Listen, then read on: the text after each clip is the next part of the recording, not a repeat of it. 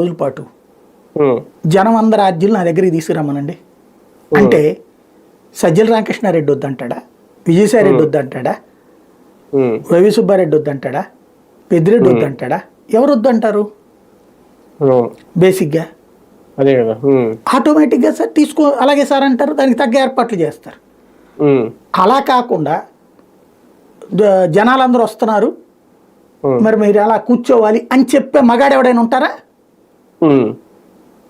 ఏమన్నా మీరు కూర్చోవాలి, మీరు ప్రజాప్రతినిధి, మీరు ముఖ్యమంత్రి, మీరు కూర్చోవాల్సిందే అని చెప్పే చనువు ఎవరికైనా ఇస్తాడా ఏ లీడర్ అన్నా?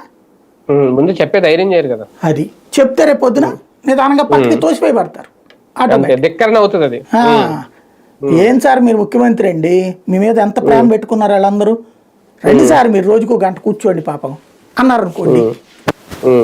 ఒకరోజు ఒకవేళ పాపం వాళ్ళ మీద ఎందుకు వచ్చిందిలే వీళ్ళు ఇట్లా ఫీల్ అవుతున్నారని మనం కూర్చున్నా ఏమవుతుంది, బయట జనాలు విపరీతంగా అయిపోతారు. రెండో రోజుకి అది తోపులాటలాగా వెళ్ళిపోతుంది. ఇంకోటి అపోజిషన్ మీడియా వాళ్ళందరితో మాట్లాడిస్తుంది. వెంటనే జగను పిలిచి వీళ్ళని తిట్టడము, లేకపోతే ఈ పక్కన వాళ్ళు వీళ్ళే చెప్తారు ఏం సార్ మీరేమో మాట్లాడుతున్నారు, అక్కడేమో నెగిటివ్ అవుతుంది తప్పించి మనకేం పాజిటివ్ రావట్లేదు అనేసి.